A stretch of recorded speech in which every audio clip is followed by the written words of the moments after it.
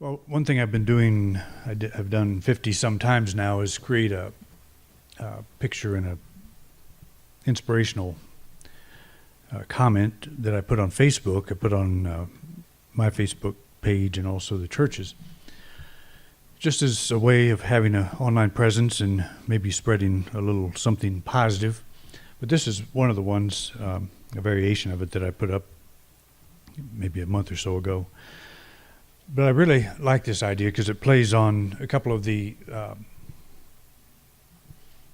themes that we're all familiar with in this kind of work, in this type of thinking. Many take the road widely traveled, and that's true.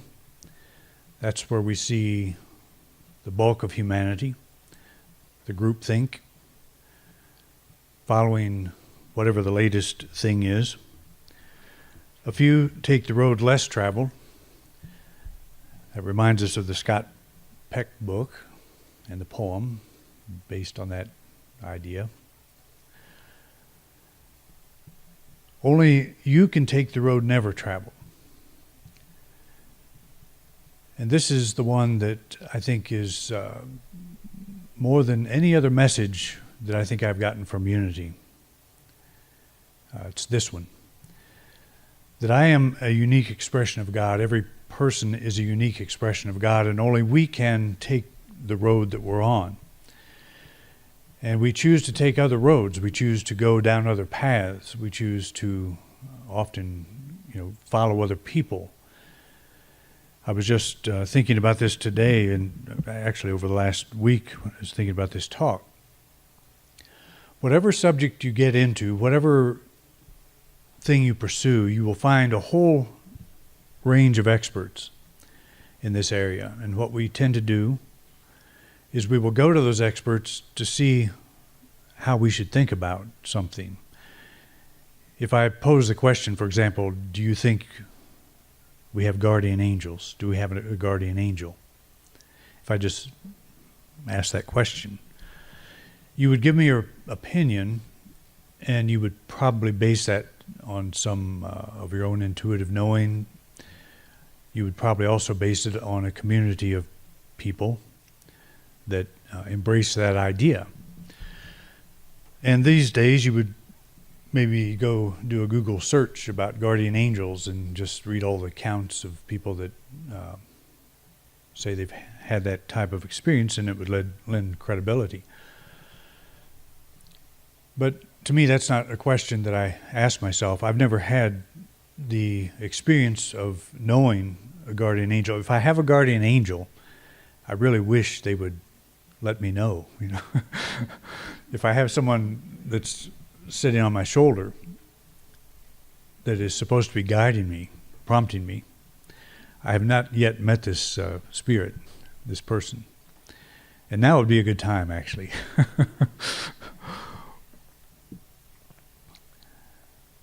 But we tend to draw our opinions and our perceptions not so much from direct experience as we do from the opinions of others or where the group is running, where the bulk of humanity is running.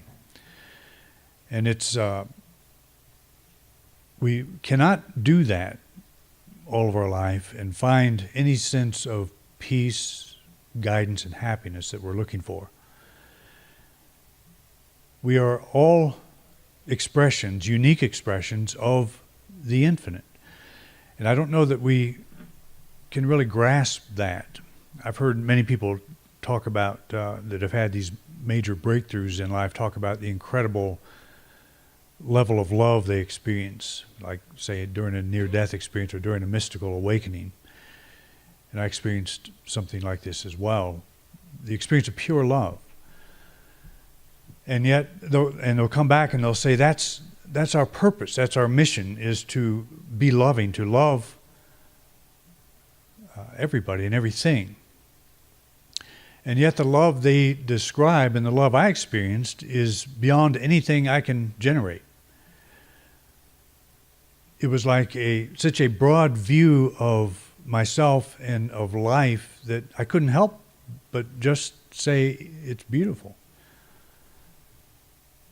But it's not something that I intellectually conjured up or emotionally conjured up. I cannot force myself to love. Love it's a standard. It is an experience that is accessible to us, and we're either open to it or we're not. We're open to it to some degree, but we cannot do it. Love is not a thing we do. It is part of our being, part of our nature. And so it's a little bit disconcerting when you hear someone say this, that, our job is to love our neighbor, to be loving, and so forth. Jesus said this. And so we go out and try to do this. We try to be loving, and we fail miserably. We may do it for a time.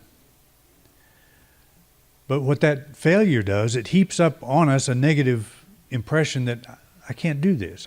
I'm not good enough. I don't have the spiritual wherewithal yet to be able to love. I have not arrived. I'm not enlightened. I'm not at the level of a Jesus.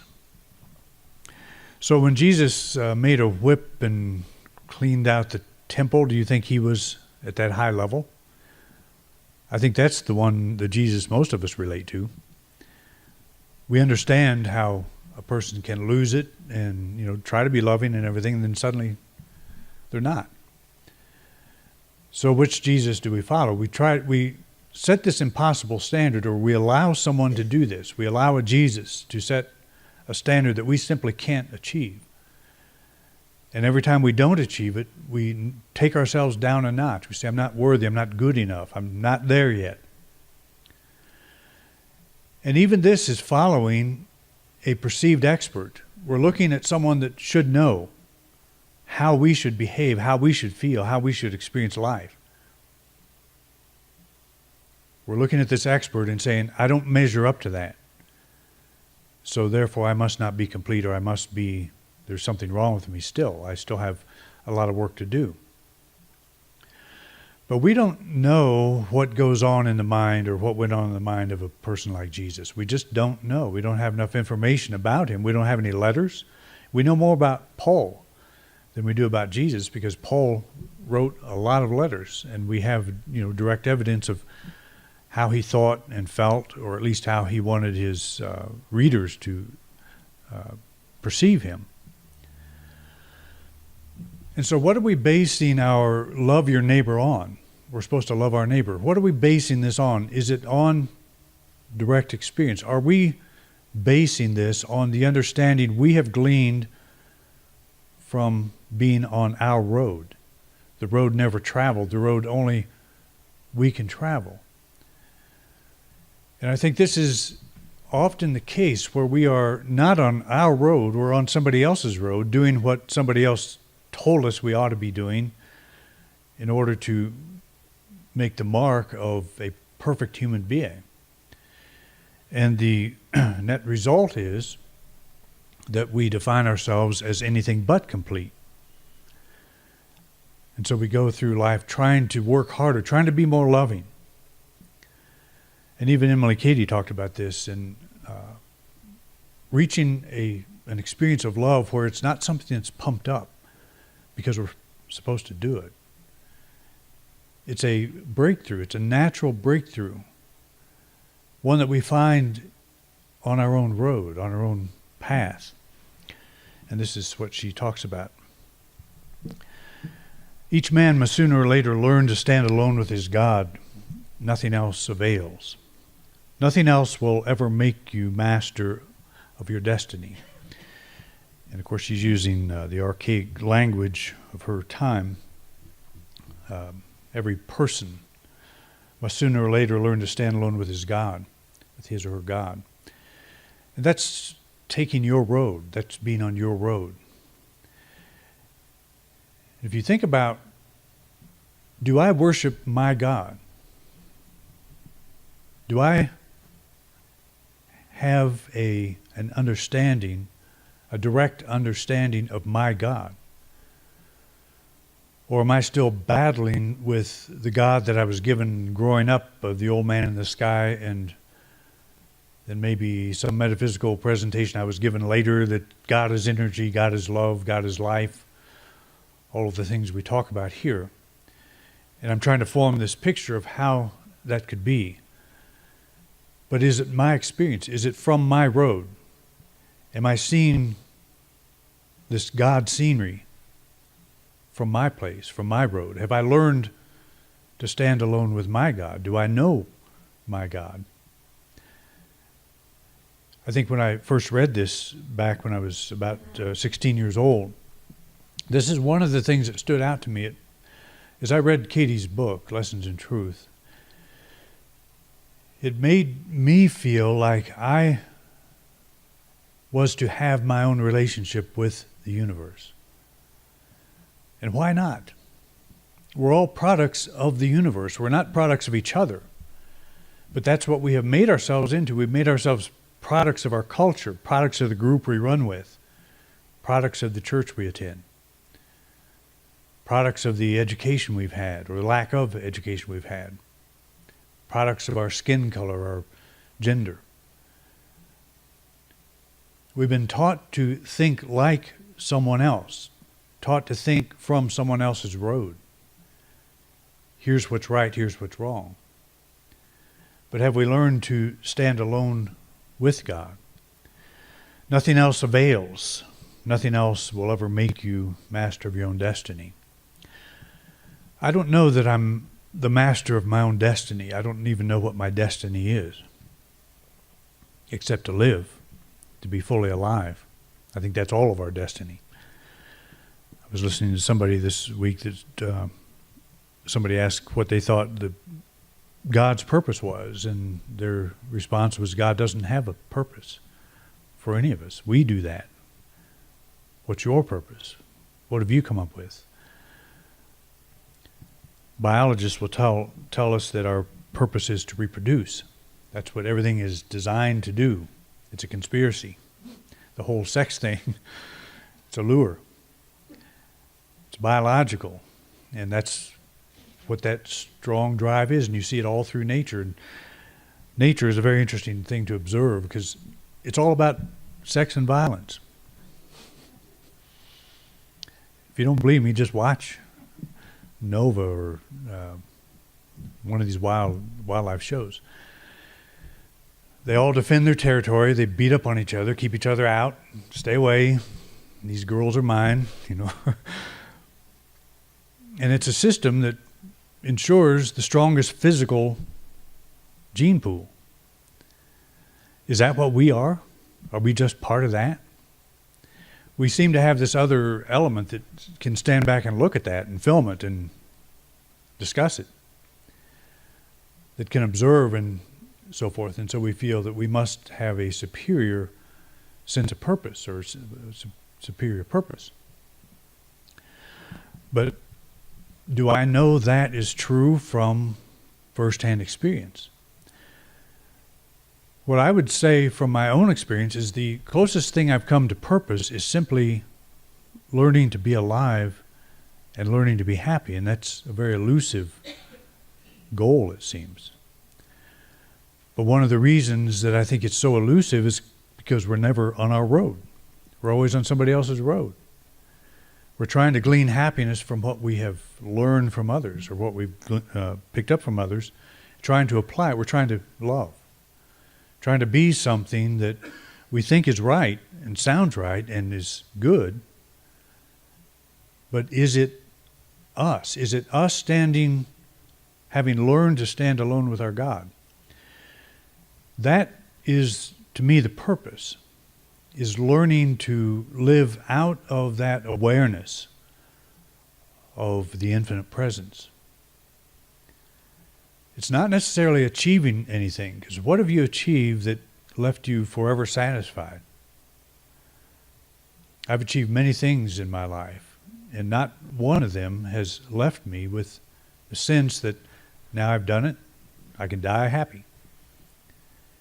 It's like there's always something more that I want to do, and what is that, and why is that? It's because I'm connected to something that never stops, that has no boundaries, has no end. Its purpose is indefinite, infinite expansion. And I keep looking for a place to stop that expansion. What can I achieve that will finally achieve expansion, the last element of expansion? That's the human side. We're looking for a thing that will satisfy when there probably is no such thing. Because what can you achieve that will give you that will cause that infinite spirit in you to stop knocking on your door, stop pushing? What could you possibly achieve that would make that stop? So you achieve the very highest thing that you think is worth achieving, and the knocking continues. So what is the purpose? It's to eternally answer the door, I guess. It just never stops. So our purpose is to cooperate with that, to be in that. And again, that's why the Sweet Surrender is such a beautiful song. It addresses this whole thing of not really knowing what the future holds, but just showing up, just being here with life. And that takes a lot of strength, but it's strength we don't have, which is why Cady is saying what she's saying. We must learn to stand alone with the source of strength, source of power, our God. She says, there is in your own indwelling Lord all the life and health, all the strength, all the peace and joy, all the wisdom and support that you could ever need or desire. Do we believe this is true, or are we going on what someone else has said? It feels to me like Emilie Cady is coming out of direct experience. I've felt that from the very beginning, that she has felt very solid to me, that she was speaking from direct experience. So as a reader, I can read something like this and I can respond to it and I can say, I agree with that. The question is, do I know this is true? Or am I on Emilie Cady's road? Am I trying to get something that she found that is helpful and passing on? Or have I come to this same realization myself, this knowing? Do I believe that there is in my own indwelling Lord all the life and health and the strength, the peace and the joy, all the wisdom and support that I could ever need or desire? Have I reached that point, or am I still looking outside of myself for the fulfillment of these things? And I have to admit that I am. That I totally understand what she's talking about because I have experienced that fulfillment. But it seems so remote, so far from, if we were all experiencing that absolute awareness of God at this moment, we would probably stop doing most of what we do in life. We would stop relating to people as we do. We would stop pursuing the careers that we're in, or the whatever our interests are in life right now, because God is so beautiful. The experience of God is so beautiful, we don't want anything else. It's like the greatest beautiful thing that you can imagine. Why would you want to experience anything else? So we can touch that and it becomes a standard. And that's what happened to me at a very young age. And it's a standard that I do not know how to put into practice to the point where I can live it 24/7. And if I did, I'm not sure I would have done much of anything in life except experience that. So it's kind of an interesting dilemma. The spiritual path is, I think, a lot different than a lot of people think. That when a mind is opened, suddenly you have a standard that you probably will never be able to live up to again. And that sounds like a total contradiction, because all we want is to make our life better. We want things to get better. And so we say, well, if I think positive, maybe I can get my life to work better. I can get my business to run better. I can do all these things and I can achieve probably whatever I want to achieve by putting my mind in the right perspective. But when I get to the end of that, or when I achieve whatever I'm after, there is still this restlessness. There is still this something missing, something that is not there. And I'm not sure if we can experience that permanently on this plane. I don't know. Because the body is such a distraction. The soul is absolutely free. You could stand, as a soul, you could stand on the rim of the Grand Canyon and you could just fly off. And you could view the entire thing, and from any perspective you wanted. But you get into a body and that all changes. You can't do that. You can jump off, but it's like a one-way ticket. I was talking about this the other day. Just imagine yourself in outer space, in a spaceship, flying along, totally free of gravity. All the laws that govern your experience there, they're different from what they are here on this planet. So you're flying along, very little energy, just a couple of thrusts here and there, keep you going forever. Thrusts of your motors, and you come into the influence of the gravity force, like Earth. You start going down. You start being drawn into that force of gravity. And you enter a whole new set of laws. You could think of it as going from quantum mechanics, quantum physics, to Newtonian physics. You're entering a whole new realm. So your spacecraft no longer is a spacecraft. It is something that has to obey the laws of aerodynamics. And if it doesn't, you'll crash. So the soul operates according to one group of principles, and the body operates according to something entirely different. So what happens when we get into this gravity of the body, we start thinking like that. And we start thinking, I lack something because I'm limited. I can't just float around like I do in my soul state. So I have to figure out ways to compensate, ways to achieve things that will make me happy, make me feel that some sense of lightness and freedom. So the question is, while we're in the body, can we ever grasp what we're really looking for? And that is that state of absolute freedom that the soul is already in. And we can understand this, we can say this. We can close our eyes and we can actually connect with the soul at a level where we experience that absolute freedom of the soul. But then we are confronted with the problem of having to open our eyes and get up and go eat, transport our body to church or wherever we're going, go shopping, pay the bills that keep the roof over our body's head. We're in a whole other realm. And we're trying to bring the one into this. We're trying to bring the infinite into the finite.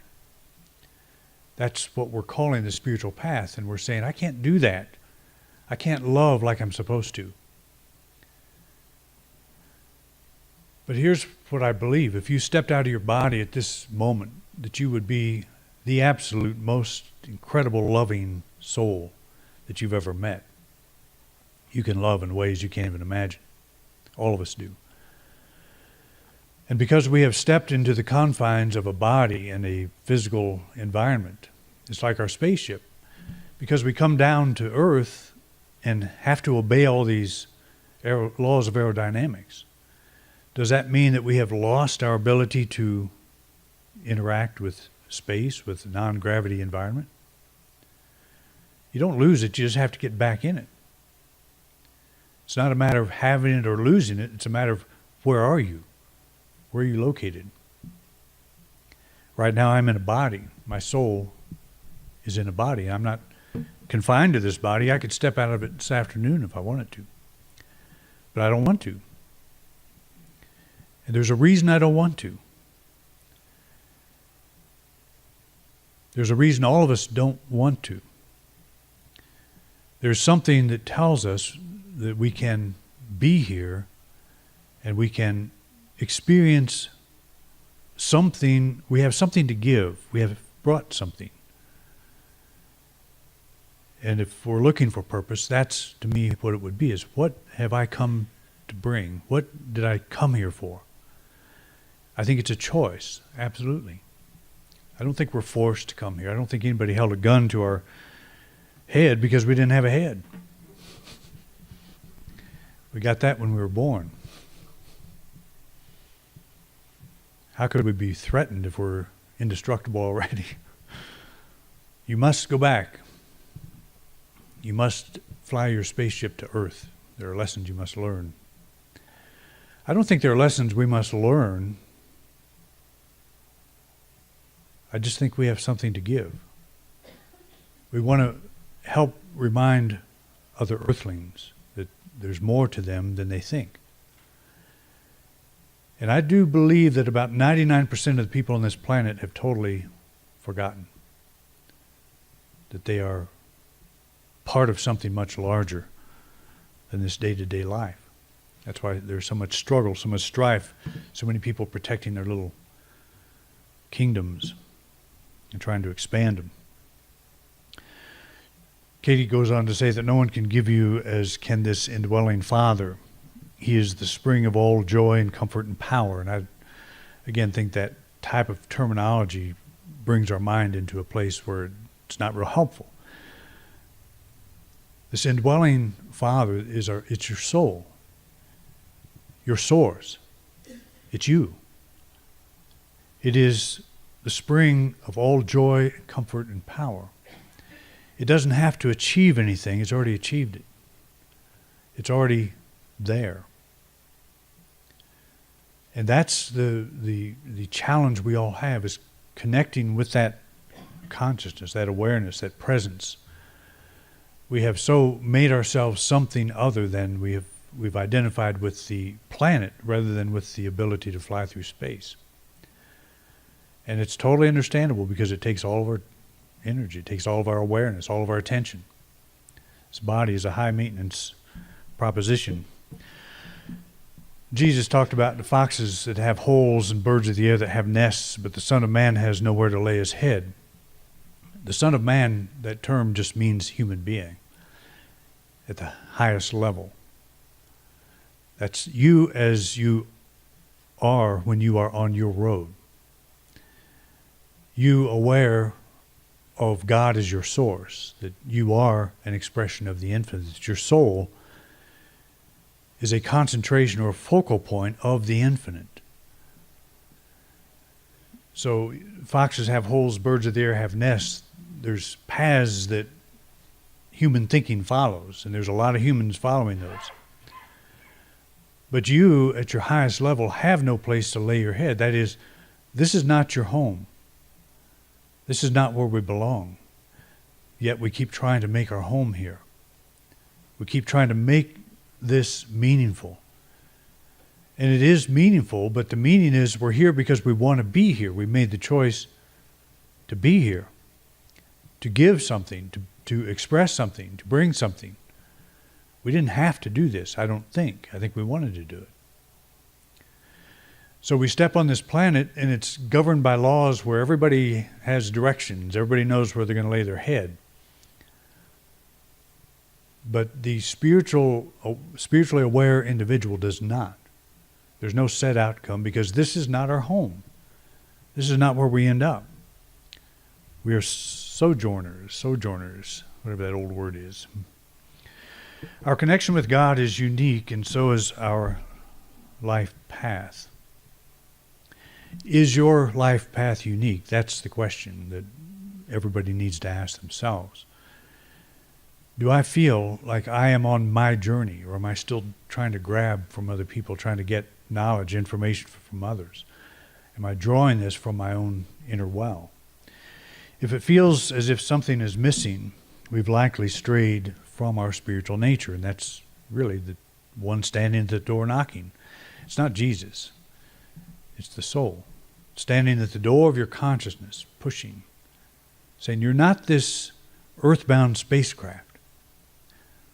You are designed to fly through outer space, through no limits whatsoever on who and what you are. There's not one thing that you're going to learn on this planet that will make you more at the spiritual level than you already are. So why come here? Why would we come here if that's true? And maybe you don't believe it's true, but I've come to that myself. That's my road. The only reason I would come here under those conditions, if I'm already complete, is because I wanted to. I wanted to give something. I wanted to impart something. So this is my life. It is my experience. It is my road. And the less I feel, the more confused I get with my life, that's only evidence that I strayed off. I took an exit off my road. I'm on somebody else's. And so I bring myself back, and this takes a letting go. It takes a deep self-honesty. It takes, as John Denver sang, the willingness to think that whatever was true for me yesterday may not be true today. And that takes courage. It doesn't take courage. The soul doesn't need courage. It takes a shift from human thinking to soul thinking. And that's where the courage comes from. I'm not this. I'm not the confused one. I'm not the one on the wrong road. My soul is just fine. So I recall that. I remember that. I bring myself back to that thinking, that realization. And that's my guidance. That's the guide sitting on my shoulder. Cady explains that while there is a place for books and teachers, our ultimate guide is our own indwelling Lord, that divine fountain of life that is our soul. And that's a difficult thing to remember because books are inspirational. If I'm feeling down or confused or whatever, and I pick up just the right book, it has a way of lifting me up and maybe getting me back into correct thinking. But have you ever been lost and, flailing around, and you pick up a book and it aggravates you? The one that inspired you yesterday is like, I don't want to hear this again. I don't like this stuff. It's telling me I can do anything. I don't want to do anything. I want to get out of here. But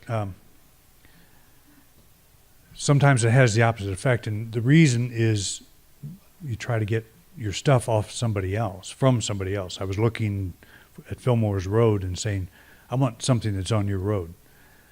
And you pick up the book one day and you realize, I can't get that. I've heard it all.